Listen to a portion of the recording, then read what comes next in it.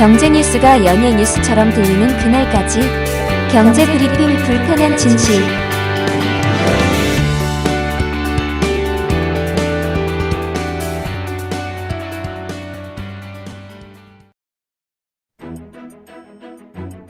경제 브리핑 불편한 진실 1월 4일 브리핑 시작하겠습니다. 여보, 로또 됐어. 애청자 여러분들은 이런 소리를 들으면 어떤 기분이 들 것 같으신가요? 뻥치네? 아, 뻥치네. 아, 예. 그렇게부터 생각하시나요? 진짜 예. 됐으면 어떡해요. 아니면 지났거나 날짜가. 아, 날짜가 지났거나 뭐 그럴 수도 있겠지만 실제로 됐다면 아무래도 너무나 기쁘겠죠. 이제 꽃길만 걸을 수 있겠다, 뭐 이런 생각도 하실 테고요. 아, 이 돈 가지고 도대체 뭘 해야 되지? 뭐 이런 희망의 부푼 꿈들 꾸실 것 같은데요. 그런데 그건 환상일 수도 있다라는 주장이 제기됐더라고요. 박 PD 얘기처럼 꿈 깨라. 그런데 진짜 꿈을 깨야 할지 그 이야기를 찬찬히 드려보도록 하겠습니다. 이 이야기를 한 곳은 매일경제신문이에요.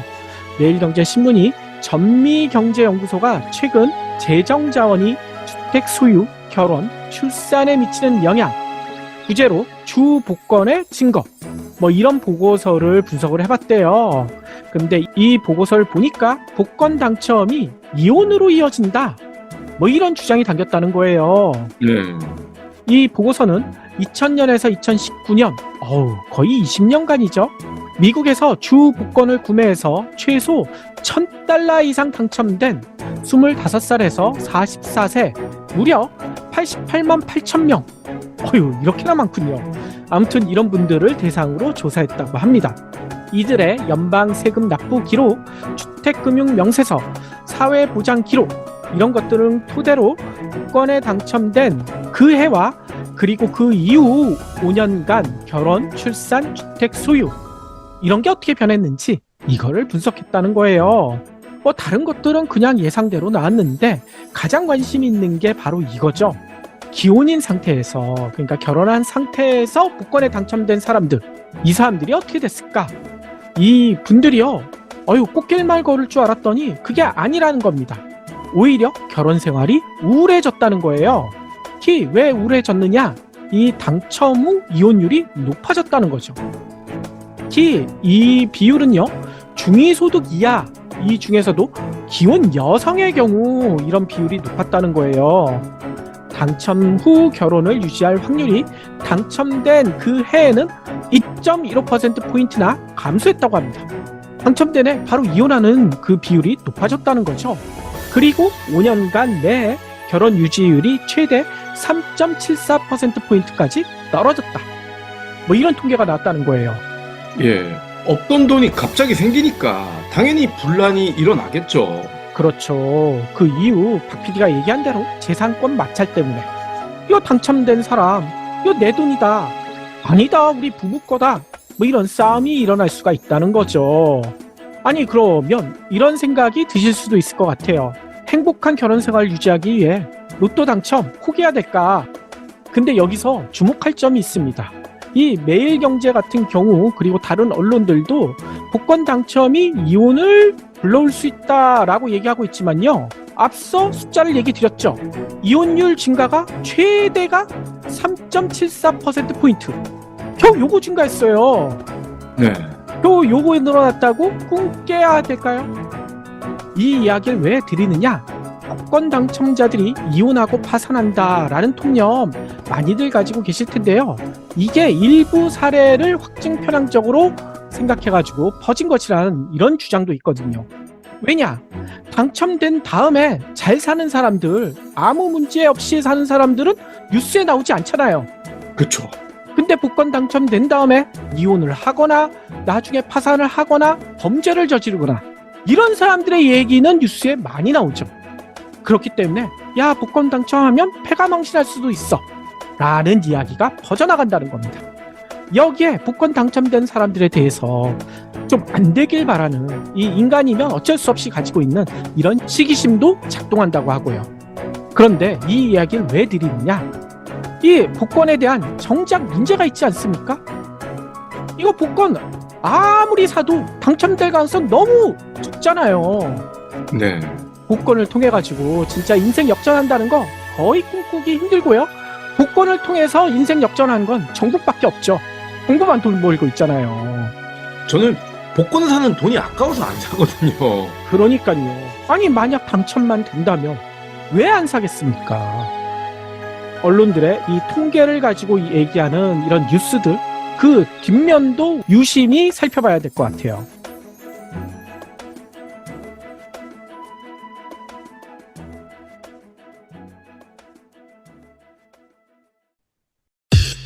EPD의 픽. 이런 얘기를 하는 사람이 있거든요.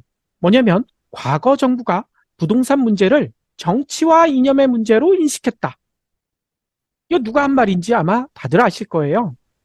뭐 현 대통령 아닙니까? 맞습니다. 윤석열 대통령이 어제 국토교통부와 가진 신년 업무 보고에서 했던 발언이래요.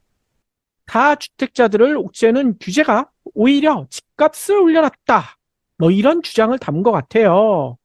그래서 이런 이야기도 덧붙였대요.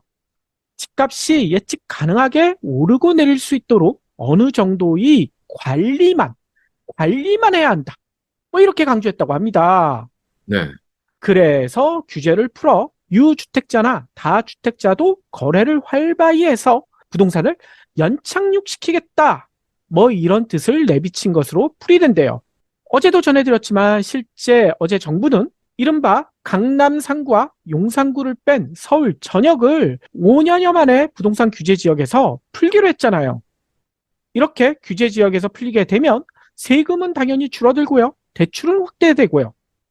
예전에도 얘기했듯이 경착륙은 없다. 무조건 연착륙시키겠다. 이런 고집을 피우는 것 같아요. 네. 과연 정부의 생각대로 될까요?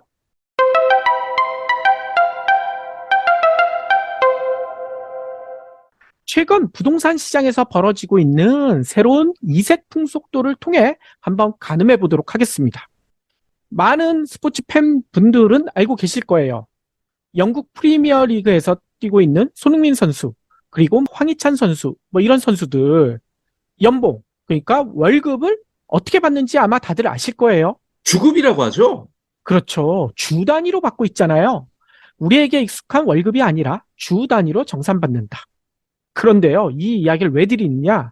우리나라 부동산 시장에도 이제 주세란 게 등장했대요. 이 처음에 주세라고 해서 술에 매기는 세금 얘기하는 줄 알았더니 그게 아니라 주 단위의 임대료, 이게 등장했다는 거죠. 즉 전세나 월세가 아니라 주 단위로 임대료를 낸다. 아니 혹시 손흥민 선수처럼 황희찬 선수처럼 엄청난 연봉을 받는 자산가나 대기업 직원들이 주세를 내는 걸까요? 당연히 아니지 않겠습니까? 최근 부동산 트렌드가 급변하면서요. 이 추세 국내에서는 거의 처음 등장했대요. 뭐 과거에 있긴 했었다고 합니다. 언젠가 찾아봤더니 뭐 한국전쟁 때, 뭐 이럴 때, 우리나라가 너무나 혼란스러울 때, 이때도 주세로 임대료를 내는 경우가 있긴 했었대요. 근데 이게 다시 지금 2023년 이 즈음에 가지고 주세가 등장했다는 거죠. 왜 이게 등장했는지는 아마 감이 잡히실 거예요. 최근 매매 시장은 물론 전세 시장까지 꼭꼭 얼어붙었다라는 사실, 이건 설명드리지 않아도 될 정도죠. 전세를 내놔도 몇 달째 집을 보러 오는 사람조차 없다라는 집주인들의 하소연도 쏟아지고 있고요. 그래서 뭐 이런 얘기를 하시는 분들도 계시더라고요. 집주인이 갑이 아닌 을이 됐다. 아니 근데 집주인이라고 무조건 갑만 해야 됩니까? 이것도 좀 이상하죠? 그리고 이런 와중에도 여전히 전세든 매매가든 비싸게 올려서 버티는 집주인도 많아요. 그러니까요. 아무튼 그런데 이게 전세가 나가지 않아서 골몰리를 앓는 집주인들이 집을 오래 비워둘 수 없어서 단기로 집을 내놓기 시작했다. 뭐 이런 얘기가 전해지고 있어요. 이 월세도 제대로 나가지 않으니까 보증금이 매우 적거나 아예 없애가지고요. 주세라도 주면서 살 사람들을 구하기 시작했다는 거죠. 예. 이 정도면 그냥 에어비앤비네요. 거의 비슷한 것 같아요. 그 임차인 입장에서도 이게 더 좋다라고 얘기하시는 분들도 계세요. 왜냐? 최근 전세 사기, 이게 언론에 많이 나오면서 걱정들이 이만저만이 아니잖아요. 근데 주세를 내게 되면 아무래도 보증금 떼일 염려도 줄어들잖아요. 그리고 앞서 얘기처럼 보증금이 매우 적거나 아예 없으니까 목돈을 빌릴 필요도 없고요. 그래서 금리 인상에 의한 이자 압박도 적거나 없을 수밖에 없다는 거죠. 사실 이런 주세 임대 이게요, 우리나라는 없었지만, 우리나라는 과거에 일부만 있었지만 전세 제도가 없는 미국, 영국, 그리고 이웃 같지 않은 이웃인 일본, 이런 해외에서는 이미 많이 사용되는 그런 제도라고 합니다. 그래서요, 해외 경험이 있는 청년층 사이에서는 해외 유학을 갔었을 때, 뭐 이럴 때 주세로 많이 임대를 했었으니까, 우리나라에서도 주세로 빌리고 싶다. 뭐 이런 수요가 늘어나고 있다는 거예요. 그래서 실제로 온라인 부동산 커뮤니티 뭐 이런 데 보면요, 무보증 단기 임대, 이게 주세 관련된 거거든요. 이런 관련 게시글이 하루에도 20건 넘게 올라오고 있다고 합니다. 그래서 이 주세가 인기를 많이 끈 덕분인지요, 이 주 단위, 그러니까 주세 계약을 전문으로 중개하는 업체도 등장했대요. 한마디로 주세가 트렌드로 자리 잡았다, 이렇게 볼 수가 있다는 거죠. 그런데 이게 트렌드로 자리 잡아도 될까? 좀 걱정의 목소리도 있습니다.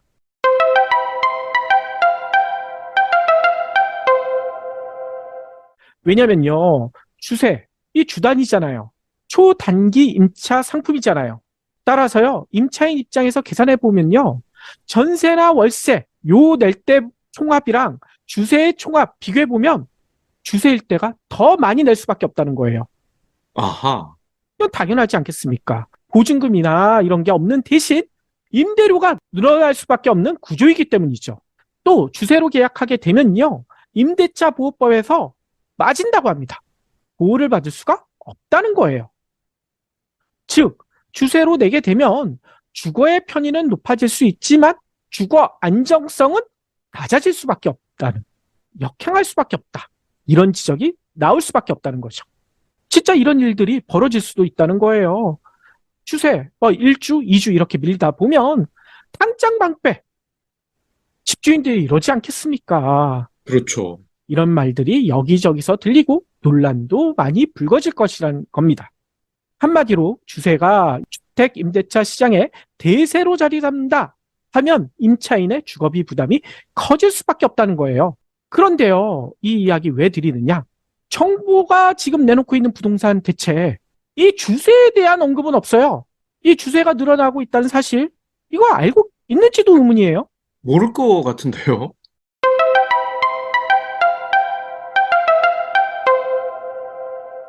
또 하나 새로운 트렌드가 있는데요. 최근 들어 아파트 교환 거래라는 게 부쩍 늘고 있다고 합니다. 이 교환 거래, 이게 뭐냐면요, 거주지를 옮겨야 하거나 양도소득세 비과세를 위해서 주택 처분이 절실한, 그러니까 빨리 주택을 팔아야 하는 일시적 이주택자들, 이런 분들이요, 아파트를 주로 하긴 한데요, 이 맞교환을 통해서 우회로를 찾고 있다는 거죠. 특히 요즘 아파트 가격 너무 많이 떨어지니까 이게 급매로 처분할 수밖에 없다라는 얘기가 많이 나오잖아요. 이렇게 급매로 처분할 바에는 차라리 비슷한 조건의 아파트 맞교환이 더 유리하다, 이런 판단을 내리는 집주인들도 늘어나고 있대요. 그래서 실제로 한국부동산원 자료를 보니까요, 지난해 11월까지 이 전국 아파트 교환 거래 통계가 나와 있는데 총 111건으로 집계됐다고 합니다. 겨우 111건 하실 수 있는데요, 이게요, 지난해 1월만 해도 15건밖에 안 됐거든요. 근데 111건. 이거 상당히 많이 증가한 거죠. 네. 게다가 전국 아파트 교환 거래가 전체 거래에서 차지하는 비중, 이게 아직까지 미미하긴 해요. 지난해 1월만 해도 0.02%밖에 안 됐어요. 하지만요, 11월에는 이게요, 0.29%까지 급격하게 높아졌다는 겁니다. 아직 1%에 미치지 못하지만 이 기울기가 가파르다는 거예요. 이 교환거래 그럼 어떻게 합니까? 이게 하는 방식이 따로 있다고 하더라고요. 카카오톡 오픈 채팅방 아니면 온라인 부동산 커뮤니티, 이런데 자신이 가지고 있는 아파트 이 조건을 올리고 거기에 희망 교환 가격, 그리고 위치, 이런 중요한 것들을 제시하면 이걸 보고 상대방이 연락을 한다는 거죠. 그런데 이거는요, 아파트를 막교하는 방식이잖아요. 그래서 현금이 왔다 갔다 하지는 않는다고 합니다. 재산권을 주고받아서 상대적으로 현금이나 대출 부담이 적다라는 장점이 있긴 하대요. 아니, 이게 가격이 똑같지 않을 수도 있지 않느냐 하실 수 있는데요. 그럴 경우에는 이 시세 차이만큼만 현금을 주고받으면 된다는 거죠.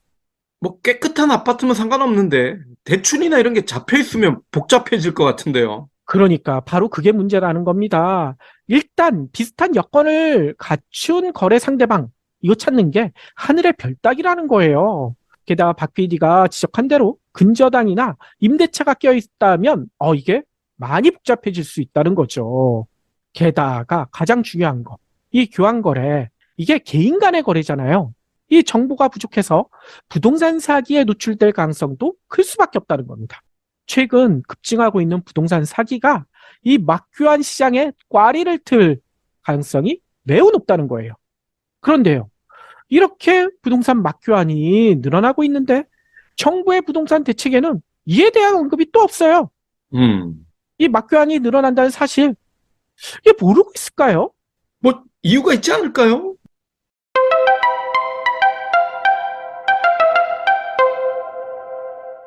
박 PD가 지적한 대로 이유가 있는 듯해요. 뭐냐? 주무부처인 국토교통부의 원희룡 장관, 이런 얘기를 했대요. 부동산 가격은 국가가 어쩔 수 있는 부분이 아니다. 이런 얘기를 했다는 거예요. 이게 1월 1일 이 신년을 맞아서 KTV라고 있죠. 여기에 국정대담에 출연해가지고 방청객이 질문을 하니까 이렇게 대답했다는 거예요. 헐. 가격은 수요와 공급에 따라 오르내린 것이지 집값 자체는 죄가 아니다. 이 원희룡 국토부 장관이 이렇게 답했다고 합니다. 그런데요, 원 장관 과거엔 어떤 얘기를 했는 줄 아세요? 찾아보니까요, 미디어팬이란 매체가 있죠. 2021년 6월 8일자 인터뷰에서 이런 얘기를 했어요. 이 문재인 정부 시절이었죠. 부동산 폭등, 시장 실패 아닌 정부 실패. 그리고요, 2020년 7월 27일 한국경제와의 인터뷰에서는 이런 얘기도 했습니다. 부동산 실패, 문재인 정권 무덤될 것. 이런 얘기를 했던 사람이요, 윤석열 정부의 국토부 장관이 되자 180도로 태세를 전환한 것이죠. 당연히 이에 대한 비판이 쏟아질 수밖에 없지 않겠습니까? 예, 역시나 내로남불이네요. 그러니까요. 20만 명 회원을 거느린 정치 커뮤니티 옥소 폴리틱스라는 곳이 있거든요. 여기서 매일같이 이 현안에 대해서 네티즌들의 의견을 묻고 있는데요. 집값은 국가가 어쩔 수 없다라는 국토부 장관의 발언, 어떻게 생각하세요? 이거에 대한 설문조사도 했다고 합니다. 그런데요, 이 결과가 좀 재밌어요. 52%의 응답자는 잘못됐다라고 답했다고 해요.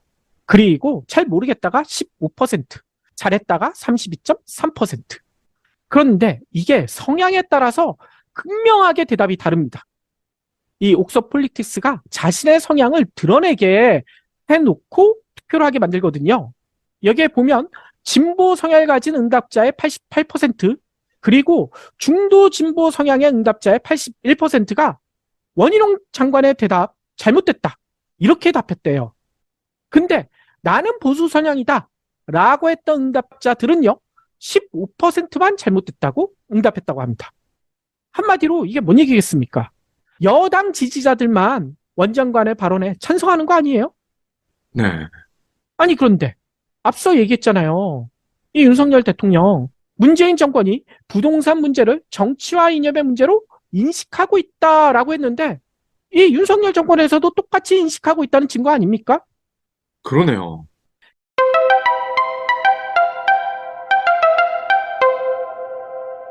게다가 더 중요한 거, 말과 행동이 크게 다르다는 점인 것 같아요. 왜냐면요, 집값이 예측 가능하게 오르고 내릴 수 있도록 어느 정도의 관리만 해야 한다. 윤석열 대통령이 이렇게 얘기했잖아요. 근데 이렇게 얘기하자마자 그 다음에 뭘 했느냐? 규제를 한꺼번에 풀어줬어요. 부동산 띄우기에 나서고 있습니다. 이게 관리만 하는 걸까요? 이에 대해 현재 부동산 커뮤니티에서는 이런 얘기가 쏟아지고 있대요. 집값 못 잡는다고 정권 바꿔놨더니 지들이, 그러니까 윤석열 정부가 집값을 올리려고 생난리치냐. 강남 3구 용사 오른다고 꼭 집어주고 있다. 뭐 이런 비난이 쏟아지고 있다는 거예요. 네. 이제 부동산이 자리 잡아가고 있는데 왜 규제를 풀어 투기를 주장하냐? 결국 다주택자, 현금 부자들이 매물을 싹쓸이하는 거 아니냐? 양극화가 더 심해질 수밖에 없다. 게다가 최근 몇 년 새 집값이 크게 뛴 걸 고려하면 지금 집값 덜 떨어졌다. 이런 더 떨어져야 된다는 이런 의견도 쏟아지고 있고요. 특히 정부의 부동산 대책엔 무주택자들을 위한 대책은 보이지가 않는다. 이런 하소연도 줄을 잇고 있다고 합니다. 네, 서민과 중산층은 안중에도 없는 정책, 이런 게 나올 거라고 예상을 하지 않았습니까? 아하, 이 투표하신 분들은 그런 예상을 못 하셨던 것 같아요. 아무튼요, 더 중요한 것은 일단 윤석열 정부가 출범을 했으니 정부가 이런 국민들의 목소리를 귀 기울여야 될 텐데 이거 듣고 있는지 모르겠어요. 저희가 우려한 대로 윤석열 정부에서 부동산 시장 연착륙을 고집하다가 추락시키지는 않을까 이런 걱정까지 너무나 많이 듭니다. 뭐 누누이 강조하지만 부동산 관련된 어떤 정책, 어떤 규제 또는 규제 해제 아무런 도움이 안 됩니다. 고금리 앞에서는 차라리 고금리라는 대세에 적응을 하는 쪽으로 정책을 만들어야 될 겁니다. 그렇죠. 그리고 금리뿐만 아니라 지난번 꽃고문 시간에도 지적했듯이 이 일자리가 받쳐주지 않으면 이 부동산 시장 진짜 폭락할 가능성도 매우 크다는 거. 이것도 여러분들이 염두에 두시면 좋을 것 같아요.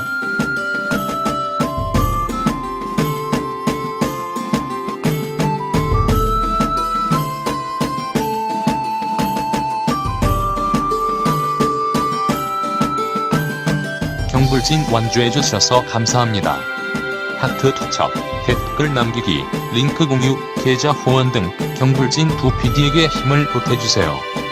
더 좋은 내용으로 보답하겠습니다.